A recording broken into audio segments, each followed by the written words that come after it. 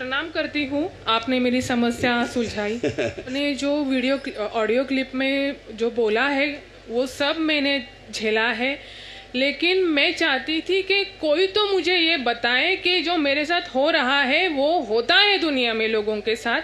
तो मैं उससे बाहर निकली हूँ, लेकिन मैं जब बोलती थी किसी के साथ ये मेरे साथ हो रहा है तो कोई मानने को तैयार ही नहीं है। बेटा, यही समस्या मेरा है। जो मन में था मैं बाहर निकलती थी। मेरे दोस्त कहते थे कि तेरे से बात करने वाला कोई नहीं है। कहते हैं ना, जिसको जब तक स्वयं को कष्ट नहीं होता है वो दूसरे का कष्ट नहीं समझ सकता है ना।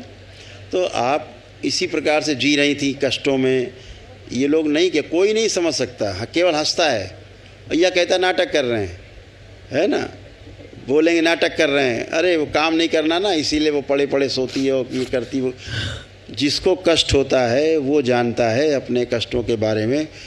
ये जो समस्या है मानसिक, बेटा, ये दरबार की कृपा से एक दिन में ही नष्ट होती है।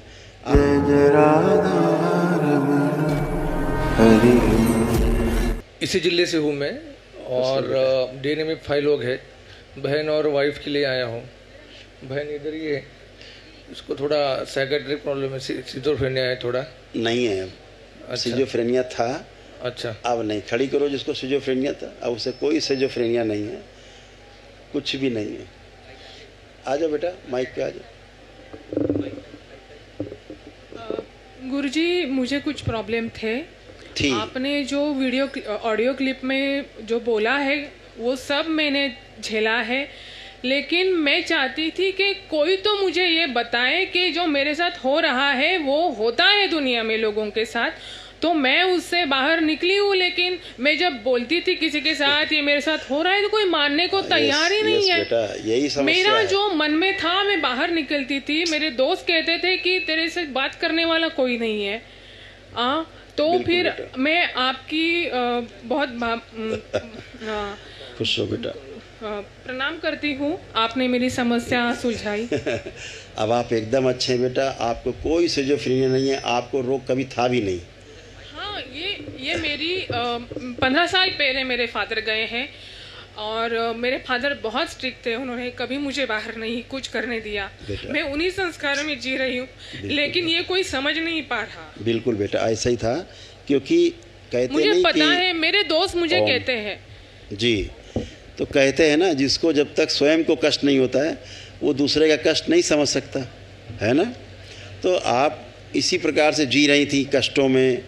ये लोग नहीं, कि कोई नहीं समझ सकता, केवल हंसता है या कहता नाटक कर रहे हैं, है ना। बोलेंगे नाटक कर रहे हैं, अरे वो काम नहीं करना ना, इसीलिए वो पड़े पड़े सोती है और ये करती। वो जिसको कष्ट होता है वो जानता है अपने कष्टों के बारे में। ये जो समस्या है मानसिक, बेटा, ये दरबार की कृपा से एक दिन में ही नष्ट होती है।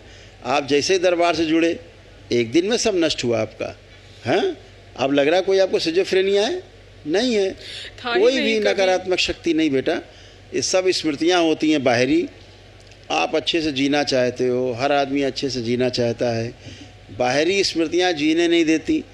ये जो नकली बीमारी है जो घेर लेती स्मृति के रूप में, जिसको जकड़ लेती वही जानता, उसका दिल जानता है कैसे बाहर निकले। कोई रास्ता नहीं होता। झाड़ फूक, टोना टोटका, जादू टोना उसका उपाय नहीं बेटा।